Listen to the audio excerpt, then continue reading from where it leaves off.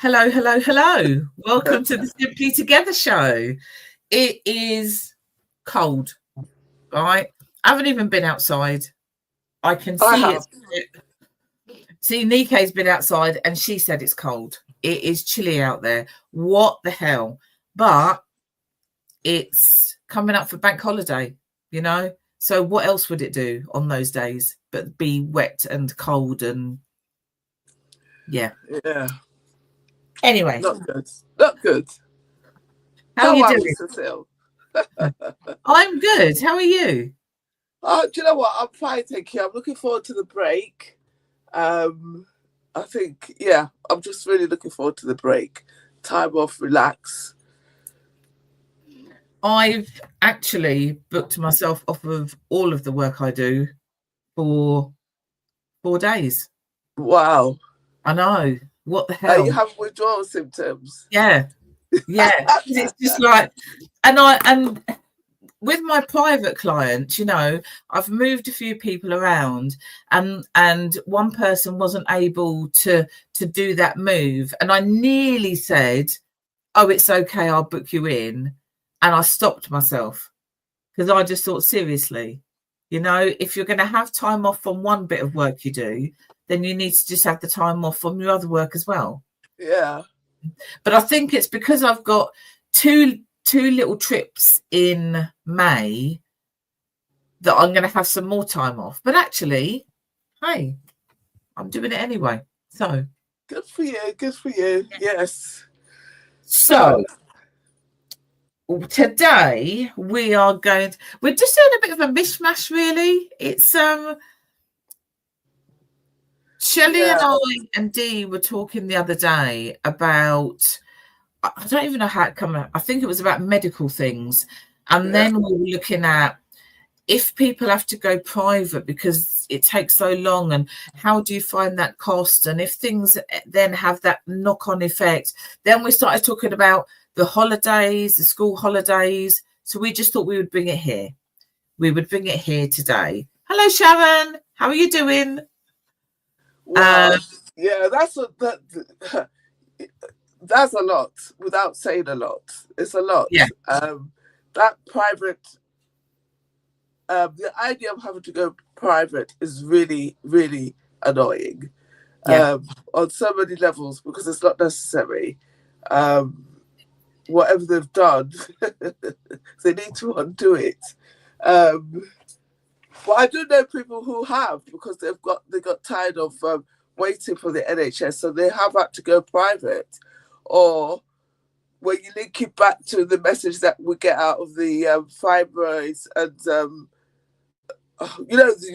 V's conference again, where most of the gynaes are men, and some women it just doesn't work for them, and they end up going private because they feel that they're dismissed, they're not listened to. But where do you find the cost of that thing if you don't have a package? It's the postcode lottery, Dee says, and it is the postcode lottery. Yeah. I think it's the wider implication is around finances and where the majority of people are at the minute. You know, we've got the economy crisis going on, and everything's gone up in price.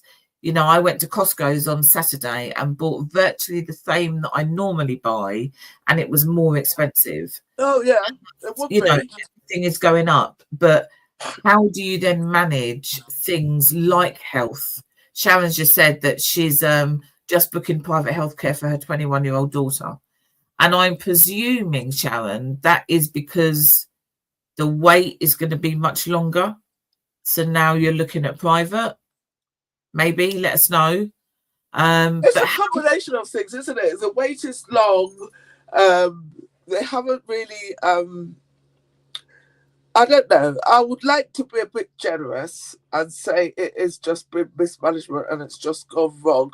But a little bit of me thinks it is a deliberate erosion, because many more employers are now offering. You look like you're surprised. I don't know why I'm surprised. Many more employers are offering private healthcare as a benefit. You know, I remember back in the day, I think you had HSA. You know, those ones that they would give you, like you kind of paid into it. It wasn't an insurance thing because you didn't get anything back if you didn't use it, but you got a certain amount of money to use across the board. And obviously now there's several, and it just seems to be going that way. There are a lot of things now that pharmacies can do that you don't have to go to the GP for. You know, on the surface, it all looks like, oh, it's good, it's spreading it out. It means that you don't have to wait longer. But in actuality, I think we all know that even like common symptoms that we are used to, that we would diagnose ourselves, that we would diagnose as mothers, sometimes you need to speak to a doctor because it looks innocuous. Yeah. Do you see what I mean? So yeah. It's so Sharon said yes, it's far too long, especially for female issues, which, as Nike has just said, you know, you attended V's conference on hysterectomy, fibroids and beyond, and and there's women are waiting, they're having to wait such a long time. I know somebody who is only young in comparison on that whole female journey, because they're in their 20s, and they have been told that their fibroids are not big enough to do anything. But yet, yes, exactly. But yet, on a monthly basis, they are in absolute agony for at least a week, a month, due to their periods, etc., etc. So they've now got to wait, but it's affecting everything else. Funnily enough, because when I got there was a doctor speaking. It was a male doctor, but to be fair, he was very good. You know, he didn't come across as stuffy and think, well, I'm a man, I'm a gynae, and I know more. He wasn't like that. He came across as somebody who was much more collaborative, and he, like Dr. Loretta, did talk about advocating and pushing back, but he also said, you know, to ask yourself. And it's true, because obviously now they have what they're saying as a field, they are moving more towards like doing hysterectomies and surgeries like that as a last resort. Yeah. And but obviously it all depends on how it's impacting you, what is happening, and you know, how it's impacting the quality of life, etc. And you kind of have to go through all of that unless you do have the funds to then possibly go private. Yeah. To see the same doctor that you would have seen in the NHS. But yeah, you know, that's just one of those things. The other thing we were talking about was around the dentist, which I think is a minefield on its own. How do you even get an appointment if they're not taking any NHS patients? How can you even afford to go to the dentist? Because you go in for your checkup, they do a little bit of teeth cleaning, and then they say you need this, and this. And that's going to cost you this amount of money. But you're only just about making enough money to pay for your bills and your food and your kids. Yeah. It's minefield is a good word, because obviously I don't even know what to say about the dentist one. It's absolutely, it is diabolical. And I think the reason why I shake my head, because a few months ago I was actually looking for a dentist for myself, and I haven't even found one. Now, is that the one up the road? When I looked there, they said they were not taking it. At that time, they were not taking it. Okay. They might have changed their mind since then, because I think, to be fair, it does fluctuate. And I would, based on conversations like with colleagues and other people, you just have to keep looking. Yeah. But the point is, you have to keep looking, then you're in pain. So yes. Yeah. So how do you again, that, like I said, that's a minefield, because it's ultimately, unlike needing to see a doctor, if you're in pain, hopefully they'll do something about that. You may still have to be on a waiting list for whatever it is that needs dealing with, but in the interim, hopefully they'll be able to manage that pain. You'd have to go to A&E if it was really that bad. And what do they do? Do they, if it's, I don't, oh. So if it's an abscess, they would give you some antibiotics, because you can't do anything until the abscess goes down. If you need a tooth out, the hospital's not going to do that, are they? Are they? No. Who would do that? It's then? not so much the hospital, but I do believe that there are, because I do know people who have gone to an A&E because of dental things, but it doesn't. It feeds back into what you said at the top of that segment, that it's a minefield. Because let's be honest, who's going to think of going to A&E because of toothache? So it's. I don't want to answer that, because I'm going to say something that's most probably not nice. The same people that go to A&E for a headache, that's who's going to A&E. Those ones. Yeah. Yes, I said it. Those people that go to A&E because they've got a bloody headache. Oh, and I swore. Sorry. You're going to be fined. I'm going to fine you. I told you. No, have you got a jar to put some money in then? Yes, I have. Here. I'm not putting any money in because I'll go bankrupt in next to no time. So no. But only talking about why you're on Simply Together. You're not going to go bankrupt from 30 in general. I said just when I'm on the show. Yeah, okay, that's fine. It sounds like you got some money in there. Yeah, I have. It's a money box. Look, but don't let's detract from. But then again, we're talking a bit about the cost of living. You see, I might have to raid that money box if I have to go find it. If you find yourself a dentist, you might need to use the money that's in there and extra money, because it's not cheap. That isn't cheap. And then go to the dentist. Okay, so let us know your thoughts on dentists. Is it a minefield for you? Have you found one that you who is laughing at me? I'm sure they're laughing because I'm swearing. See, Sharon. Have you found one? Have you got one? Do you know any that we could then let people know that there are some dentists that are taking on NHS patients? Just let us know your thoughts about the dentist. I find it interesting that this government and governments before, and before that, right, when these house builders are building their swanky new developments, they have to set aside a certain amount to build for social housing. So I do not understand why dentists are allowed to not have a good proportion of NHS patients, especially when it's not like they're treating them for free.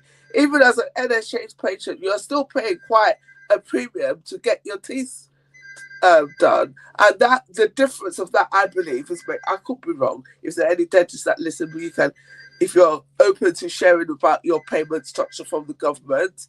But then again, if it's anything the way they do the nursery funding, it probably explains why they don't want them. Finances.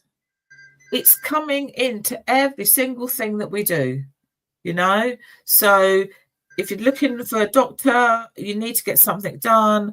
People are having to go private because of that. If you're going to the dentist, it's going to cost you. Even if you are an NHS patient, it costs you. It's just filtering into everything that we're doing. Why is this not working for me? There we go. See, I knew it was Sharon laughing at me.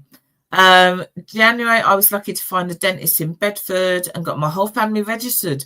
Wow. Oh, that's the other thing I was going to say. The saving grace about dentists is that they don't work on a catchment area.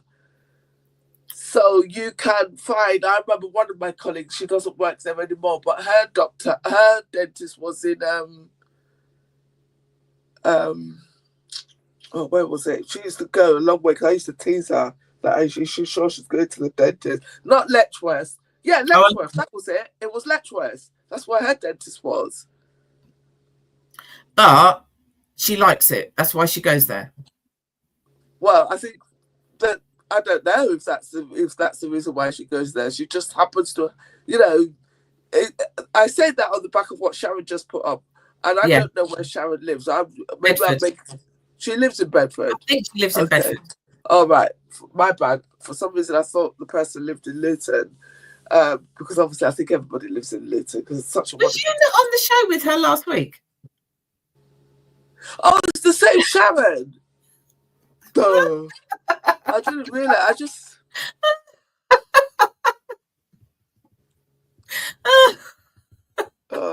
I didn't realize it was that Sharon.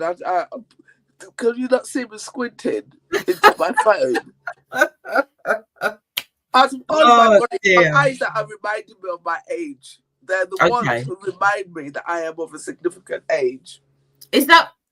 Don't say it like that, because I'm fastly approaching that significant age. But you're never going to catch me up, Cecile, so don't worry about it. Don't want to. You're always going to be ahead of me. So, okay, so we're still talking about finances, you know. So it's Easter holidays and the kids are off. So what are you doing with the kids? That also must be a minefield, because that just feeds into. See now, so Sharon is saying yes. So I think that's because she lives in Bedford. Dee is saying whoop, and I think that's because myself and Dee are fastly approaching that significant age. I think that's most probably why. Life begins at that age. Say that again? Life begins at that age. Does it now? I hope so. Yes. Begins or continues? Continues. Mine's already begun. So I think that's continues. Maybe continues. So kids, what are you doing? That's a minefield in itself. It's the school holidays. Why is it a minefield though? Because I'm being a bit of a devil's advocate here. I know you are. I know you're trying to take me down that rabbit hole. The haves, the have-nots. The haves and the have-nots. Oh, why are we giving them so much chocolate when there's a problem with the young people and teeth, especially in Luton? Who? Children. Right. Okay. So that one I would say is a case-by-case basis, because obviously it's not only chocolate that it erodes the teeth, but that also lends itself, in terms of what erodes the teeth, right? It's not only chocolate, so I would really park that part of that conversation. But in terms of giving them that much chocolate, it kind of segues into what I think you were saying about the haves and the have-nots. But then again, this is probably where my age is going to show. At the end of the day, you need to do what you can do with what you have. You know, it's not your fault or your problem, or it shouldn't even come into consideration the fact that the Joneses down there have got enough money to take their children to the warm country in the Easter holiday. That's not your problem. Your problem is, right, I'm living in the cost of living crisis. I've got 3 children. What am I going to do with them, with what I've got? This is true. And this has been around since I was at school, I would presume. Maybe not to the same extent as it is now, but that who has and who didn't have, who can afford, who can't afford, has always been there. But I think one of the things that has come up over the last few years, and I think is quite a difficult one, is the fact that many children get that free school dinners, and what happens then in the school holidays? You know, where is there a provision for them to then go and get something from somewhere else? You know, there's a lot of children that get the free school meals because they need to, and quite often that's the only hot meal they get a day because money is so tight. What happens in the holidays? We've got 2 weeks off. You know, so you got there's 2 different things there, because quite often the ones who really can't afford it are not getting the chocolate Easter egg anyway. So it's not going to affect their teeth. But other things that they're having within their life might. You know, so what are we doing? What are we doing? I think go on. Now, just to say what you're saying there is a tough one, because everybody is going to be in a different situation. You know, the cost of everything going up. It's like Dee always used to say in lockdown. She always says it, and I always quote it. It's like, yes, we're all in the same store, but we're all in different boats. And the thing is, everybody, I'm going back to what I was saying before, it still comes down to the fact that you have to paddle your own boat. Yeah. So that could be that you don't need to be proud. You need to go to the food bank if you need that type of help. Use your support systems. And it sounds really bleak, and I feel really horrible saying it, but that is what it is.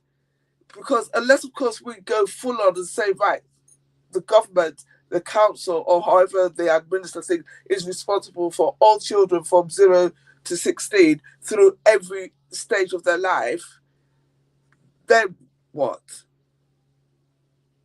Maybe we should be saying that. Well, we can't have it both ways. We can't. It's like, I mean, we can't. You know me. I am the one. I do have two sides. I am like that. On the one, flip me one way and I'm capitalist. Flip me the other way and I'm socialist. Because I consider myself to be a kind person. But by the same token, it's a tough one. I don't have the answers. You know, that's probably why I would never get a job in those policy departments, because I would be the one thinking, oh yeah, let them have everything, let them do this, let them do that. But of course, you do that, then you know all the taxes and the thingamabob has to go up to accommodate that. Let's talk about the fact that they might squander what they've got already. There's a link on here, what I've put up. We are Citizens Advice, and they have got a lot of information on there about school holidays on a budget. So they've got places on there where you can go and have, if an adult's having their something to eat, then the child goes free. You know, there's places like Morrison's and things like that normally do those kind of things. Yeah. So have a look on there. If you're listening, have a look on there. If there's anybody you know, pass that link on to them, because obviously everything does need to be done on a budget. Hello, Camilla. How you doing? I was only with her on Sunday. Gosh, here we go again. So depends on where you live, but some parents and carers get vouchers from the local council to spend in supermarkets to help feed children in the holidays. There you go. That is absolutely brilliant. So you just need to go and find out if that's what your council does, and I don't know whether they would get told that anyway. Well, it's kind of reminding me of the conversation that we had with Michaela.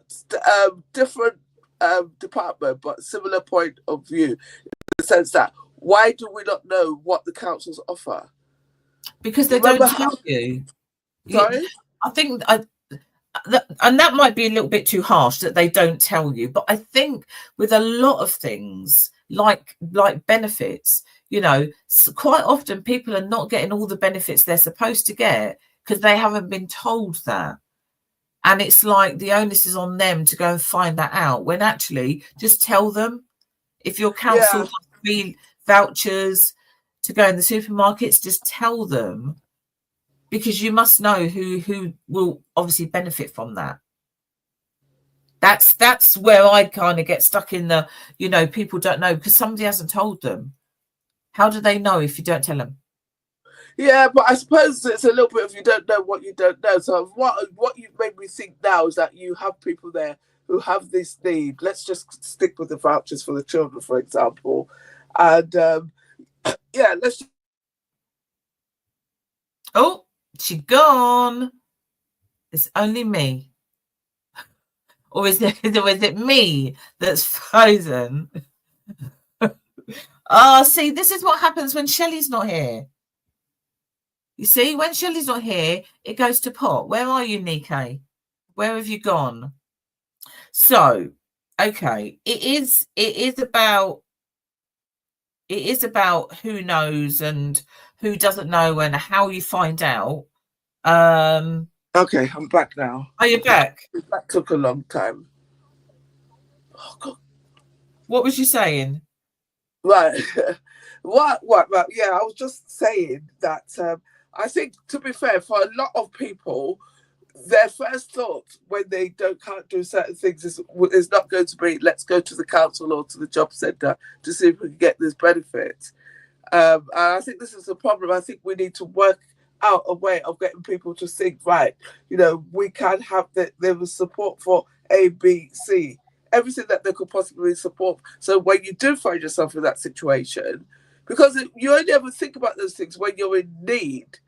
And I think a lot of people, as much as I just said, you've got to paddle your own boat, which I still believe to a degree, but you don't necessarily think that you are going to get that type of help. Okay. Maybe. I don't know. I think what I'm saying is that people just don't necessarily think of it. And again, a little bit of me thinks as well, I know the world has evolved since I was a little girl, because it was such a long time ago. I know the world has evolved and we have certain expectations as well. But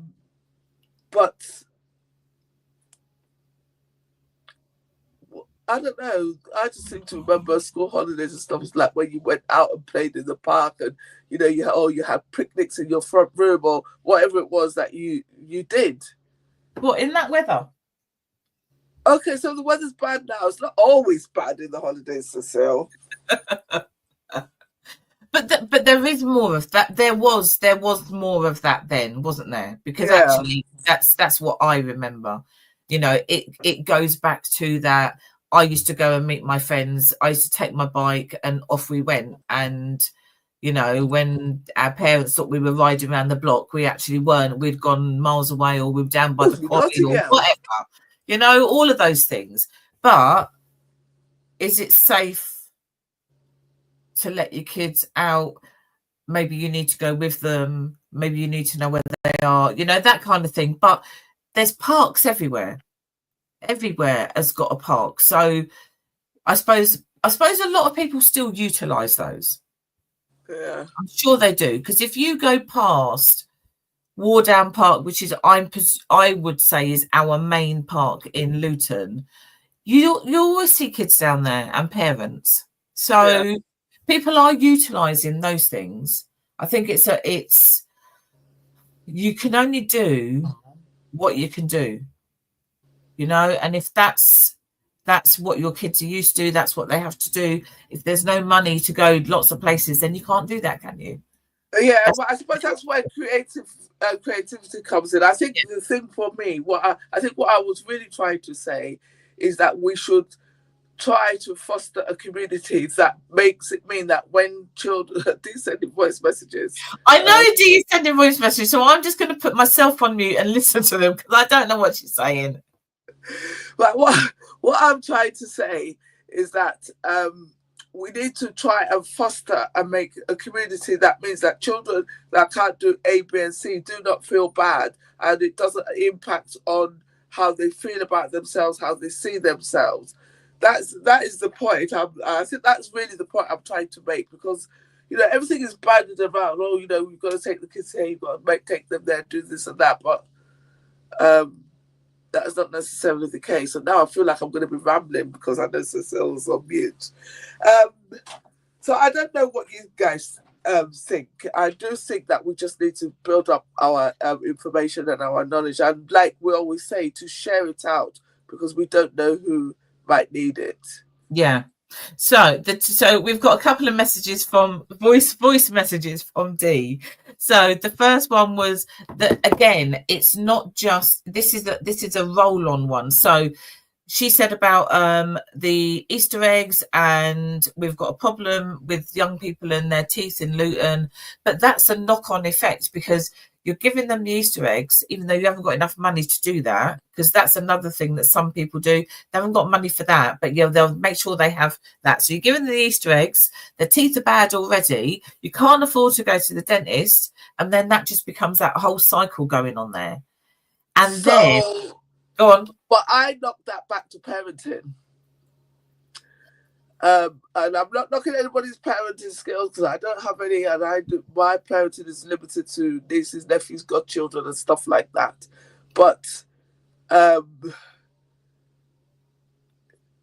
yeah, it is a road. It is a road, and I'm just conscious of the fact that I don't want to come across like a callous old witch, because I'm not. I generally do have the love for the people, and I do understand, but I just think that it's got to. I think the point I'm trying to make is got to be done as a collective. We cannot isolate one thing and say it's the Easter eggs, because we're using Easter eggs to state the fact that we don't have enough money, and then we can't use the fact that we don't have enough money, and then we don't know what support is. You see what I mean? It all rolls into each other. Yeah. And go back to the point when I said we can't have it both ways. I was actually being very sincere in the sense that if we go down the routes of where the government is responsible for everything, and I'm not even just talking about in terms of the where does the balance go? Where does the parent have a say? Where is it parenting? I want to raise my children this way. I want to teach them these skills. I want to raise my parents this way, and I don't care if they have any skills.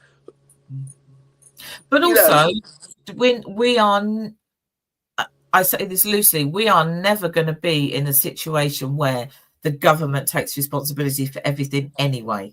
Oh, yes. We're not going to go down there, are we? I would never even say never. Don't say never. But well, okay, maybe not never, but it's very unlikely. It's very unlikely. Yeah. So the other thing that Dee was saying is around about sharing and looking after each other. So as in, if your kids are off on holidays at the minute, I've got my kids at home, so bring yours over and, they'll play here today. And then the next day you do the same thing with the other person. I haven't got little ones, so I don't know what that's like now. I know it used to be like that. We used to do that. Let's come over to mine today. Let's go to yours. People still do. I listen to, like where I work, there are lots of there are family members there. And you hear them, and they say, and they do things like that. But I think where it falls down is where you have little family units that are not necessarily, they might be estranged from the wider family. Yeah. And then, it's not like, and I know I'm not harping back to those days, but it's not like before when all the back doors were open and you could walk into your neighbour's house and say, oh, neighbour, my mum's gone down the shop and I can't get in my house, or whatever. I don't know if we'd ever go back to those days, but... Well, most probably not in the same way, but I think because also now there's a lot of chosen family, isn't there? If you're estranged from your family for whatever reason, you have your chosen family, your friends and things like that. So I think that most probably still happens. Yeah. It's also about just remembering that actually your neighbour might be struggling, and if you know that, maybe you can help out in some way or another. The other thing we were saying as well around health is, so you get your doctor's appointment.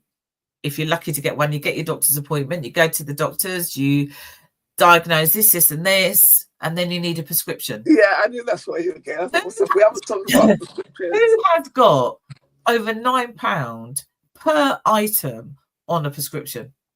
That's why when I was told that my prescriptions are now free, I literally started dancing in the chemist. Because number one, I didn't know. And I'm like, I pay for my prescriptions. And in my head, I was just very resentful of having to pay for it, that amount. I was honestly, no one, okay, I know I could be quite exuberant anyway, but it's very silly to start dancing in a very small chemist. But I was very excited.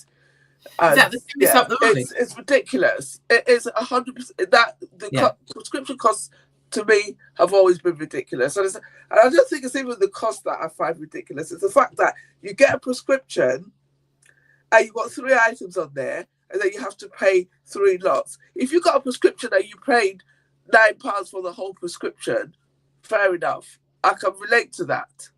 That, you know, that's a fair contribution towards being part of the NHS club, so to speak. But to have to separate it out, oh yeah, you have to, is really unfair. It's really, really unfair. So literally, you can't afford to be sick because you can't afford the prescription. And there was a time where there were items that you could get on a prescription, obviously because a prescription was cheaper than what it used to be on the shelf. Whereas now, what is on the shelf 9 times out of 10 can be cheaper than what you've got on your prescription. You just can't. Is that a party? It's because I'm sat at my desk. I'm just going to switch it off 1 second. Let me just put myself on mute. Honestly. So you can't afford to be sick because the amount that you have to pay for a prescription. So what do? You then carry on without buying the prescription, or you buy part of it, and then you continue to be poorly because you haven't got whatever it is that you need to actually clear up whatever's going on. Prescriptions, they're expensive. What's your thoughts on the prescriptions? What have you done to us? It is kind of ridiculous, to be honest. If you're of an age, then was there a point where a prescription was just the cost of the prescription, not per item? Because I think I'm either remembering that or I'm just making it up. I don't know. But it just seems that obviously over the years, it's just got more and more expensive. So you can't afford to be sick. You can't afford to get your teeth done. What can you afford? Not a lot, by the sounds of it. Not a lot. I think I've used this word before. I think it is about being, I don't know. It's it's difficult, but I think also we need to put some perspective on it as well. I think if we can, or we feel we can't, but we are able to, then we need to kind of advocate for others and just be quiet for ourselves. And then we just need to share, like we do, like everybody's doing now, the preventative measures, because I just think it's a reminder. It is a reminder. I don't know why it's gone this way, to be honest, but it is a reminder that we do need to look after ourselves. You've hit the nail on the head, because we have really talked about things that are actually preventable. We don't have to have children with bad teeth. We don't have to have adults with bad teeth. There are certain things that we can, and I'm not saying that it happens. Don't get me wrong. I'm not saying, oh, look after yourself and then you will not get ill. That's not what I'm saying. What I'm saying is that those are the little bits of where we need to start taking some of our control back. Yeah. It's a little bit of a catch-22. Yes, and sometimes it then becomes it can become a little bit preachy, but you've got some families who really, really are on the breadline, very limited with how much money they have. Yeah. And obviously they then shop in certain places like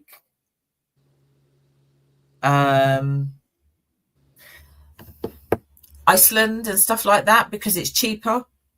Yeah, they don't have much. But then they're not getting the nourishment that they then need, because obviously to make things at the price that they sell them, they're not getting all the nutrients you would get if you were making it from scratch. But make it, I suppose, okay, sometimes costs more. So it's not easy. It's not easy. It's not, but that's why I suppose really what I was saying is that for those that can and are able, we need to be a bit more responsible and a bit more community minded and help people that can't. Oh my God, these voice messages are not working. It's too funny. It is a tough one, to be honest. And I think, unfortunately, It's the reach. I think the problem. I personally feel that we have the right idea. You know, you share all these resources that are there for people. That could be there as part of support, etc. It's getting people to know these things, and it's campaigning and trying to get it in front of the people that can make a physical and practical difference. Yeah, I mean, we can all make a difference. I believe that we can all make a little difference in our circle of influence, so to speak. So two things from our lovely roving reporter, Dee Bailey. Pharmaceutical industry is making a fortune. You know, they are just going along. I know this is going to take Nikkei to a whole different. Well, no, but I agree. I 100% agree. But also, I feel at the level we're talking about, that's not actually that helpful, because they are making a fortune. They are lobbying governments. They're doing all sorts of things there. And then we want to help our community are having to come up, you know, underneath this juggernaut. So I think, with the exception that we want to go and lobby those people there, we would be better focused on. Right, so we'll leave pharmaceuticals for now, but seriously, for some people, they can't afford to be ill because the prescription is just too much. As I just said, Deez just mentioned the same thing as I just said. So is a healthy meal affordable? Can we afford a healthy meal? Okay, so I would tackle that. What do you mean by a healthy meal? Because when you were saying about Iceland, now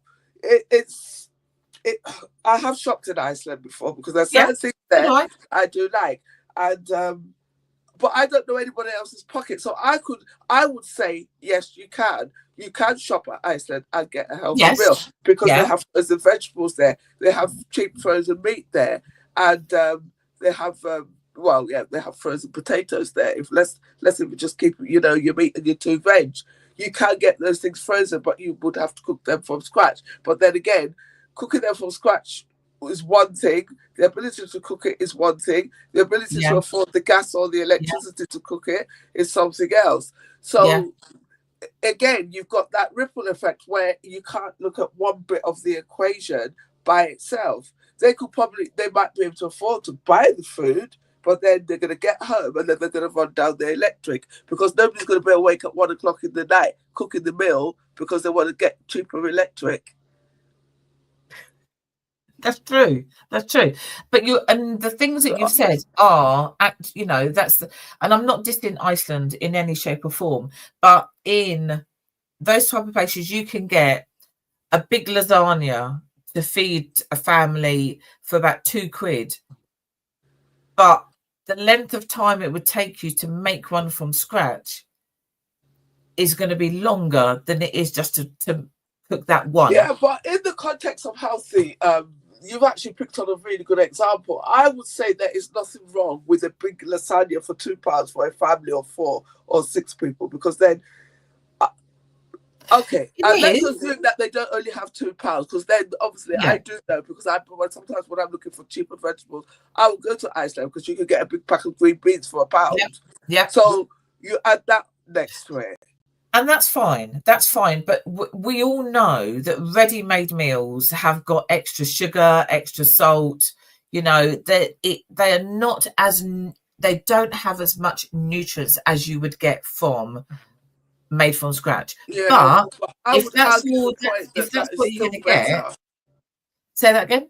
I said I would argue the point that type of example you've given is still maybe a different example, but ultimately it is like you're saying, can you afford to buy the fresh ingredients? Can you afford to then use your gas or your electric to then cook, you know, a lasagna from scratch? Can you afford to do that?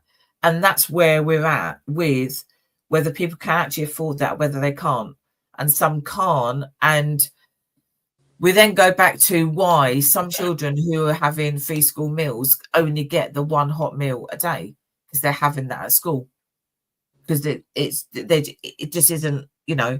Yeah, it's a myriad of issues. It is a myriad of issues. All of it. all of it just literally just feeds in, because then you have a look at what Sharon has just said. So these companies don't want to cure us. They want us to be locked in a long-term treatment, not preventative care. That could probably be true. And I say that because it goes back to the point that we parked earlier with the pharmaceuticals. But if you even take it just from a basic knowledge point of view, there is an NHS doctor that I follow on Instagram. He's very, very good. And even like my niece, she started doing medicine, and they do not teach them about nutrition in that way, about the way you would teach somebody, right, these are the macros, this is what you need to do, etc., etc.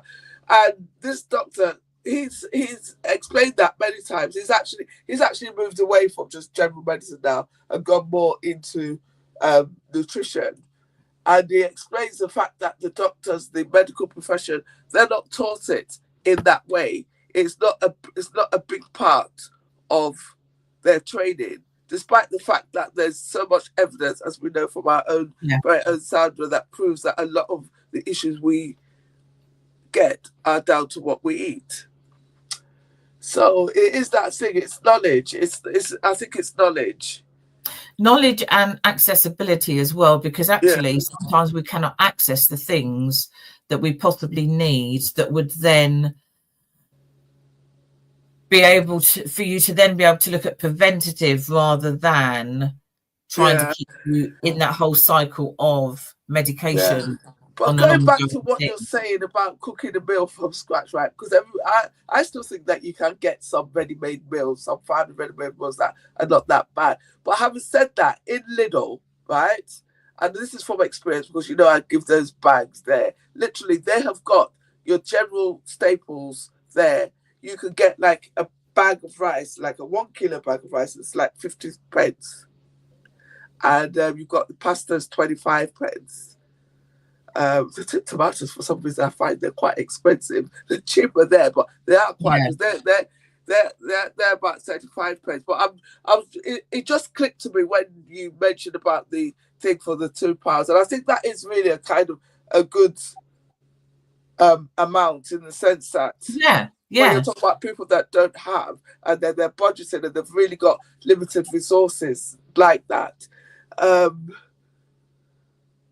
It is again, I've said it again, it's a minefield, because it encompasses more than just a ready meal and I think it does. versus being able to cook a healthy meal. But you hear it all the time, the amount you pay for fresh veg. We know you can do frozen veg, because actually frozen veg is still really good. But it's that whole scenario. It's that whole scenario around, do you have to do it like this, or can you live like this? You know, so for some, it will be, some people don't know how to cook rice, but yet they would have it if it's already made for them. Do you know what I mean? Some people haven't got the skills. So some of them are not. When I was at school all those years ago, we didn't just bake cakes in home economics. We made other things as well. Some places, I heard somebody say the other day that all their kid does in their home economics is bake cakes. Yeah, I don't know what school they go to, but I think it's more than that. I personally do not. I think it's if you've got a problem, it's one thing at a time. I think obviously we know it all ripples, because we started off with with finding an NHS dentist, and then why are we giving kids too much chocolate because we're ruining their teeth. But I think it still needs to be one thing at a time. And I think I still believe it goes back to what I was saying before, is that we need to be careful when we bang on about we have to make sure people get healthy meals, we need to make sure they do this and that, that we need to make sure that where we're saying it and doing it, we know we're coming from a place of kindness, right? But when it's magnified and lots of people are saying and doing it, we need to be careful that in trying to help people to make resources available, that they don't then feel stigmatized, because that will make it worse. Yeah. And And it is just that thing, because I just think which is sometimes where that you know, we was talking about how does somebody find out about the school vouchers, and how does somebody find out about this, how does somebody find out about that? You know, it's not an easy, if you don't know, you don't know, but also if you for some they feel embarrassed, so you want to go down that road anyway. We'll do one last message and then we're going to wrap up. Let me just listen to this. Oh, God, why am I getting my glasses? I won't even be able to see walking down the stairs.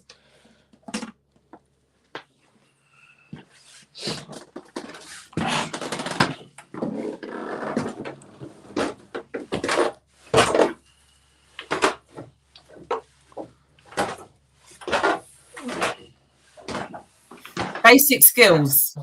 We have got a raft of people out there who know how to do things. So maybe what we need is some little basic skills courses, you know, so that you can pick up some of those skills. I can't see your head, Nick. I can only see your body. Sorry. Pick up some of those skills. So basic cooking, you know, because we used to do those things. And they used to have those around. Do they still have them? I don't know who's out there. Do they still have things like, you know, when you're pregnant and you then go to the classes, they used to do healthy things and healthy skills and stuff like that. Are they still out there? Who wants to come and run some basic skills courses? Let us know. Well, I'll do some basic cooking courses. Well, you do, and you share them on your videos and everything. We need to put some together. We need to put some. We could do like a chat. Yeah, I could do that basic thing. But then again, it's still going to be for people. It's still getting the word out there and making sure people know. Yeah. And that's what we're trying to do. So today's show has gone from this to this to this to this to this to this. And if you've picked up anything from it, then well done. Because I don't know if I've picked up anything other than a lot of things. But sometimes that's where it goes, because it's not just about what I've picked up is that there's lots of work to be done. Yeah. There's work to be done. And I'll go back because the always says it, you've been here. Now your job is to go and share. But it's true though, there is work to be done, because I have an opinion, which is valid or not. But it could help somebody, and I would be willing to help people. So yeah, that's really what I took away there, is that we do have work to do as a human race, as a community, family. And just also bear in mind that everything feeds into everything. You know, you can't talk about finances without actually thinking, well, that affects this. It's affecting our health. It's affecting, you know, everything around us. So yes, as Nike says, I think as a community, we need to be putting that info out to places. We need to let people know what they can get, what they can't get, or what they could go and ask for. Go and ask if there's vouchers. If you don't know, then go and ask. But yes, so it's been a very choppy changey show today. We've gone from here to there, but hopefully you will get something from it. And if there's any info you want to share with us, please let us know. We'll put it on our pages. Anything else before you go back to work? No, I think. Oh God, why am I holding the phone on that way? Sorry. No, I'll just say the same, that it is about trying to find out stuff. But I think the key thing there is that if you do get in a position, or you know someone's in a position, don't just stay there. You know, we need to reach out, because even if you don't know, you might know somebody who does. Yes. Just a reminder, Saturday, Friday. Good Friday. On Friday is Louise Fox's event, the football event. with all the celebrities raising funds with regards to remember she was on Deez Real Talk show a couple of weeks ago. So her event is on our page. Have a look at it. You know, it's going to be an absolutely fantastic event, all in memory of her son that passed away from brain tumor. So that is on Friday the 18th, just a couple of days. If you do Easter, if Easter's your thing, and if it's eggs and if it's not eggs or whatever it is, enjoy yourself. If it's, you know, family time or friends time, whatever you're doing, just enjoy yourself. And if you are off for a few days, enjoy that as well, because work soon starts back on Tuesday. Well, the joy of work starting back on Tuesday for me is that I'm off on Thursday and I work from home on Tuesday.